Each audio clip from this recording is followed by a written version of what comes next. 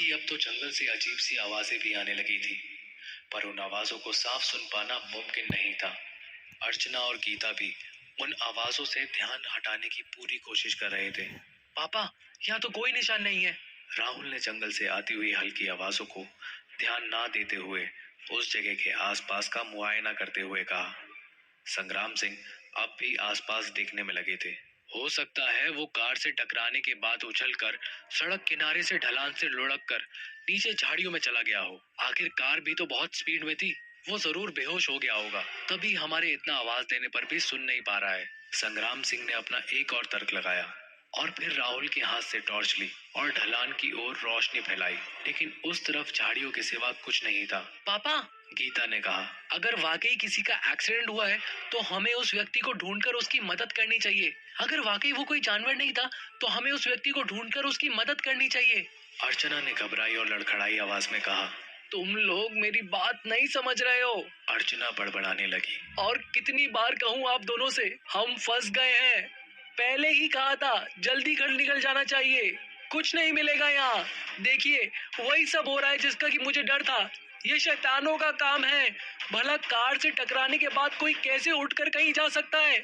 और अगर वो सच में कोई इंसान था तो कहाँ गया? और इतनी रात गए जंगल में आखिर कौन होगा? अर्चना सिंह की बातों से संग्राम सिंह आग बबूला हो गए। अर्चना, अब एक लफ्ज भी और कहा तो अच्छा नहीं होगा। अरे एक फौजी की बीवी होकर तुम्हें ऐसी कायरता भरी बातें करते हुए शर्म नहीं आती? मुसीबत के समय बच्चों को साहस देने के बजाय ये पागलों जैसी बात करती हो। भूत प्रेत तंत्र मंत्र, उफ, क्या करूं मैं तुम्हारा?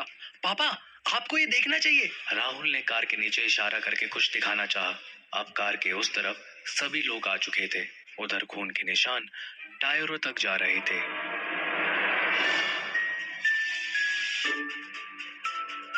फिर सड़क के दाहिनी तरफ थोड़ी दूर से मिट्टी पर घिसटने के निशान थे।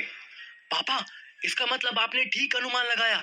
जो कोई भी हमारी कार से टकराया था वो जरूर सड़क से उछलकर किनारे गिरा होगा।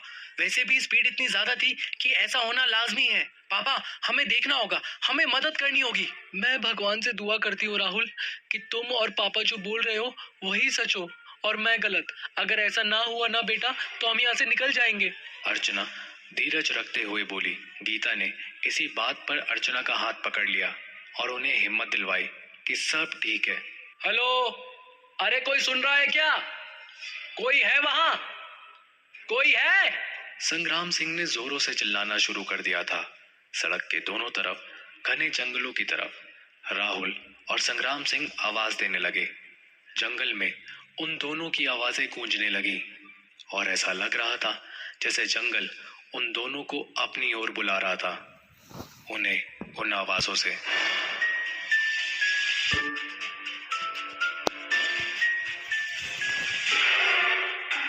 पापा, मुझे लगता है वो हमें सुन नहीं पा रहा। वैसे भी सड़क के किनारे की ये ढलान उन झाड़ियों में ही खत्म होती है और हो सकता है वो घायल हो और बेहोशी की हालत में हो। मुझे जाकर देखना होगा। राहुल ने कहा। पापा, मुझे वो टॉर्च दीजिए। आप लोग यहाँ कार के पास रुकिए, मैं नीचे देख कर आता हूँ। राहुल और संग्राम सिंह का अनुमान कितना सही था ये बता पाना मुश्किल था, पर जो उन्हें लग रहा था वो उस पर अमल करने में लगे थे। अर्चना ये बात जानती थी कि बाप बेटे नहीं मानने वाले। इतने अंधेरे में अकेले मत जाओ बेटा, मुझे डर लग रहा है। अपने पापा को भी साथ ले जाओ।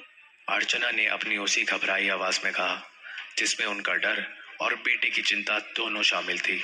मम्मी, आप चिंता मत करो। अगर वहाँ कोई हुआ भी तो मैं पापा को आवाज लगा दूंगा और वो आ जाएंगे मदद के लिए। अभी उस आदमी की मदद करना जरूरी है यार। हमें अब तक पता भी नहीं है कि वो कोई जंगली जानवर ही था या कोई इंसान। खून के धब्बों को देखने के बाद दोनों ही सूरतों में मैं उस जख्मी को यहाँ अकेले नहीं छोड़ सकता। राहुल ने अर्चना को समझाया और फिर संग्राम सिंह से कहा, पापा, आप तब तक यही मदद देखिए। कोई भी गाड़ी आए उसे हाथ दीजिएगा। गीता, तुम मम्मी को संभालो, मुझे कुछ नहीं होगा, मैं बस 2 मिनटों में आया। राहुल ये बोलकर सड़क किनारे उन झाड़ियों की तरफ बढ़ गया। अगर वो संग्राम सिंह जैसे फौजी का बेटा ना होता, शायद ही कोई इंसान उस घने काले जंगल में एक भी कदम बढ़ा पाता, क्योंकि वो जंगल कोई मामूली सा जंगल अब तक नहीं लग रहा था। शायद इस अमावस की रात ने इसे ऐसा भयानक बना दिया था जिसे देखकर ही दिल कांप उठे और डरने लगे।